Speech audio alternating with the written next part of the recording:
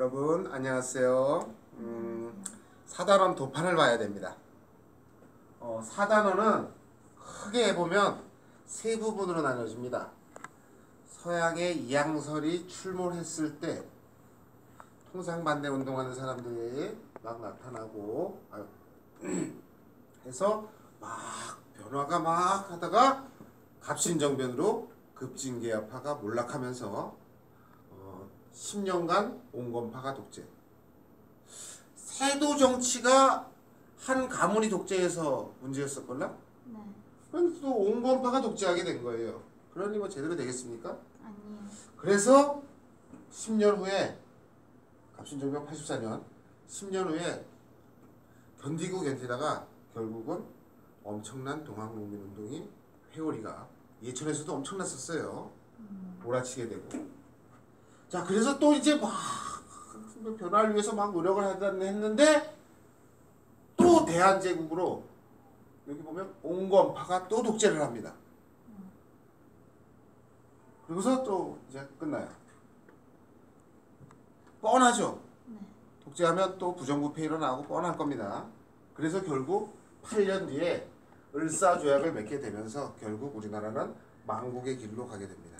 이렇게 온건파 독재하게 된 갑신정변 이후까지가 한 부분이고, 그 다음에 또 막 변화를 추구하다가 대한제국으로 온건파가 또 독재하게 되면서 또 한 파트고요.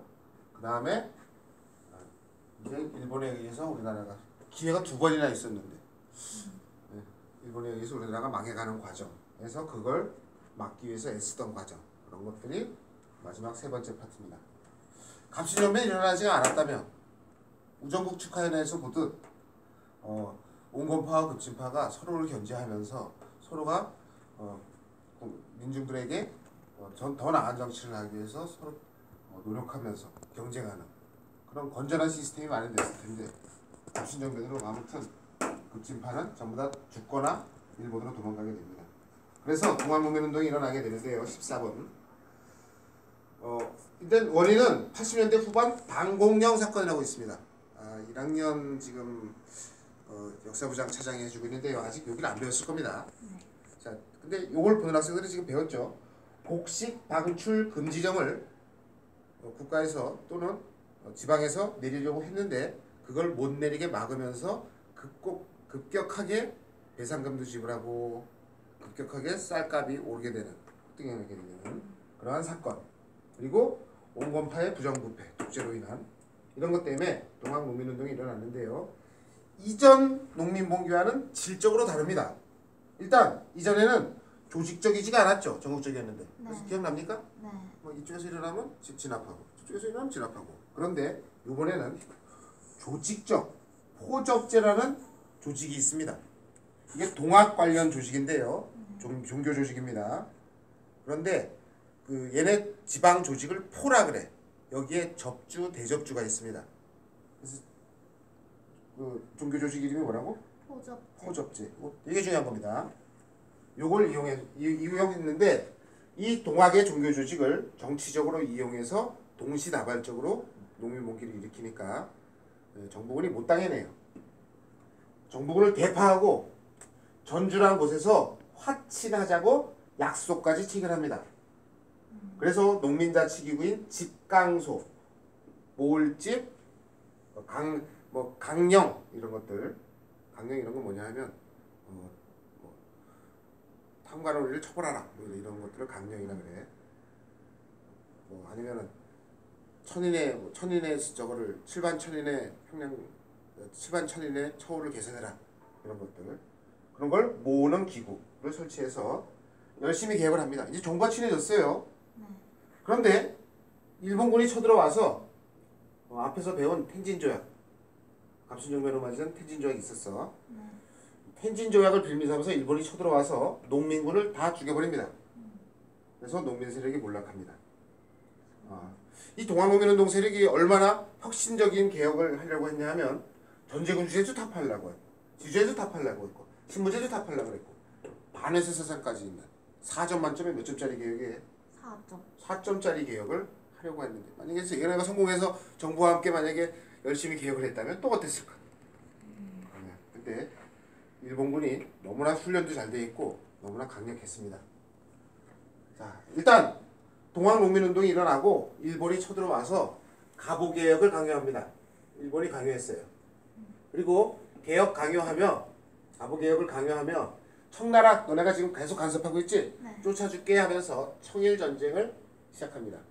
이 갑오개혁은 일본이 청일전쟁 하느라고 바빠서 실질적으로는 우리가 막 개혁을 해요. 그래서 의미 있는 개혁들이 상당히 많습니다.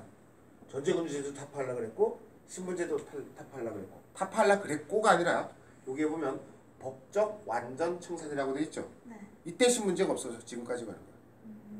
그래서 우리나라는 갑오개혁 전과 갑오개혁 후로 나뉩니다.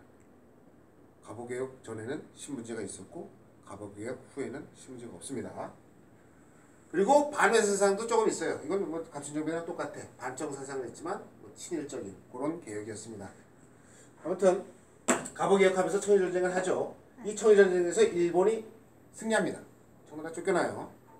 그리고 나서 시모노세키 조약이라는 원래 나라와 나라가 싸우면 끝날 때 뭐 배상금 지불 뭐 이런 거와 관련해서 조약을 체결해야 되는데 누가 이겼냐? 뭐 이긴 사람한테 배상금 지불하고 이런 거 시모노세키 조약을 체결합니다. 발음 잘해야 돼요. 네. 거기서 랴오둥 반도라는 곳을 청나라가 뺏깁니다. 그런데 거기에 러시아라는 나라가 거기다가 러시아는 북쪽에 있어서 바다가 얼어. 네. 얼지 않는 항구가 필요해. 그런 항구를 뭐라 그러죠? 부동항. 항이 필요해서 이 랴오둥 반도에 국사 시간에는 요동 반도로 배웠을 수도 있습니다. 거기 도시 두 개를 이렇게 조차하기로 했었걸라? 그런데 이거 홀라당 뺏겨버린 거야. 그래서 열받지. 네. 열받는데 혼자 저기 일본한테 뭐라 그러면 좀 구체적으로 욕 먹을까봐 러시아가 좀 욕을 많이 먹는 나라예요. 독일과 프랑스와 함께 간섭을 합니다. 일본에 대해서. 그래서 랴오둥 반도를 다시 청에 반환시킵니다. 글씨가 잘 안 보이는 학생은 위치만 확인하고 본인의 학습지, 도판을 보면서 하면 됩니다. 청에 반환하게 합니다. 그러니까 지금 청일전쟁으로 청나라가 쫓겨났죠. 네. 친청파가 이제 완전 끈이 떨어졌어요. 네. 그래서 친청파였던 사람이 오 러시아가 일본보다 센데 하면서 친러파로 변합니다. 이게 근데 어쩔 수 없을 수도 있겠지만 어디 맨날 빌붙는 애들은 계속 빌붙기만 좋아하는 것 같아요. 민씨 같은 애가. 그럼 일본 열받죠. 네. 이제 우리나라에서 뭐 라오둥반도도 하는 것 같고 우리나라에서 이제 독자적으로 이제 혼자서 이제 우리나라를 먹을 수 있겠구나 싶었는데 신러파가 생기고 막 러시아가 우리나라에 막 와가지고 간섭을 하고 막 이러는 거야. 일본은 이런 것도 하지 마라 저것도 하지 마라 하면서. 그래서 이 친러파의 가장 대표적인 세력은 민씨를 죽여버립니다. 그걸 을미사변이라 그래요. 국민들 성리학을 믿는 사람들은 왕을 하늘같이 떠받는데 왕비는 하늘 같은 분 마누라지. 네. 엄마죠 엄마. 네. 국모입니다 국모. 이런 분을 죽였습니다. 유정척사 계열 가만히 안 있겠죠. 네. 드디어 붓 대신 칼을 들게 됩니다. 을미의병운동이 일어납니다. 이 을미의병운동은 일단 여기 을미개혁이라고 있걸라? 네. 을미개혁 때 전부 다 머리 상투 튼 거 알아요? 네. 상투를 다 잘라라! 단발. 단자는 무슨 단자일까요? 자르다 할 때 단. 발은 발을 잘라야 돼? 아니요. 두 발을 할 때 발. 머리카락을 자르라는 명령을 내립니다. 이 상투를 틀면 양반이 아니라 쌍놈이 되는 거예요. 어른이 아니라 애가 되는 거야. 애들은 상투 안 틀지. 네. 기분 되게 나쁘죠. 성리학 공부한 유전척사 계열은. 그리고 국모를 죽였다. 여기에 대한 반발로 칼을 들게 됩니다. 그리고 이때는 아직 신분의식이 많이 남아있어서 양반만 의병장합니다. 근데 나중에 을사의병 때 보면 평민이 의병장을 해요.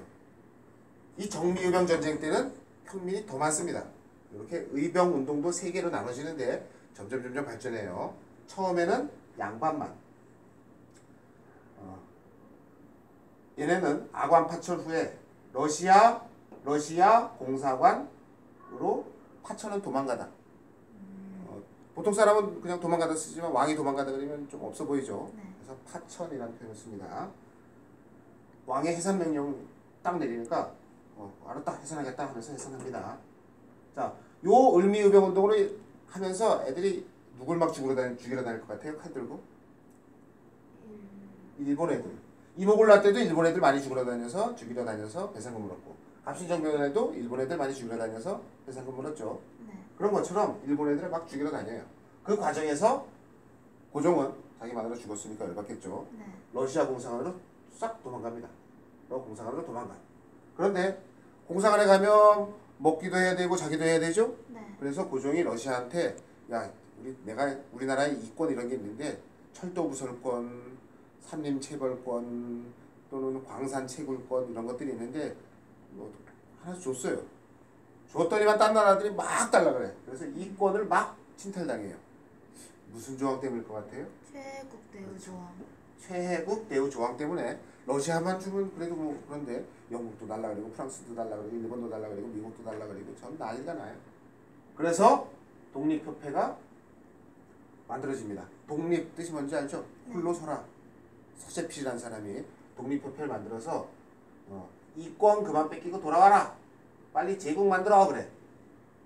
그러면서 막 독립신문 같은 거 그리고 만민공동회 같은 거 막 열면서 집회예요, 집회.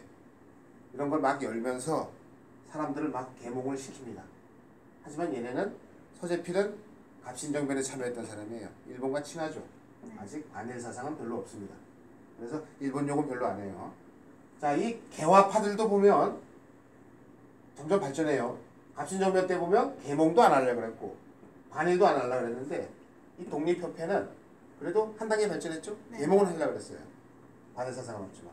하지만 또 개화파들 같은 경우는 애국계몽운동 때는 한 단계 더 발전해서 계몽도 하고 반일도 하는 이렇게 한 단계 이렇게 발전해가는 모습을 보입니다. 의병도 조금씩 양반만 의병장하다가 최초 평민 의병장 등장했다가 나중에 이제 평민이 더 의병장을 많이 하게 되는 그런 상황을 낳게 됩니다. 그래서 돌아옵니다. 돌아와서 대한제국을 만드는데 이 독립협회에서는 입헌군주제를 자꾸 요구하니까 이 독립협회 잘라버리고요. 대한제국이 나름대로 개혁을 하는데 그때 개혁의 구호는 참고로 80S 개화정책은 동도석이었었죠. 네. 이번엔 구본 신참입니다. 구자는 옛 구자. 옛 것이 자 여기다 적으면 돼요 안 돼요? 여기다 도판에다 적지 말고 도판 뒷면에다 적어야 됩니다. 옛 것이 근본이고 새로운 것은 참고만 한다. 구, 본, 새로울 참. 이거 온건개합화적 개혁 같습니까? 급진개합화적 개혁 같습니까? 홍건. 온건이죠. 옛 것을 근본 90%는 옛 것대로 하겠다. 나머지 조금만 바꾸겠다잖아. 그러면서 황권을 무지하게 강화시킵니다. 지금 갑오개혁 때 전제군주제를 타파해놨는데 황권을 다시 무지하게 강화시켰습니다. 그러면 갑오개혁 때의 전제군주제 타파가 말짱 도루묵됐다는 얘기입니다. 그리고 온건파가 또 독재를 합니다. 앞으로 일은 뻔합니다. 이제 망할 일만 남았습니다. 과거에서 갑신정변 후에 온건파가 독재하면서 문제점이 됐던 걸 다시 인식하지 못하고 다시 온건파가 독재하게 됩니다. 자, 이상입니다. 야, 다음 반이 몇 반이냐 하면 4반이걸라?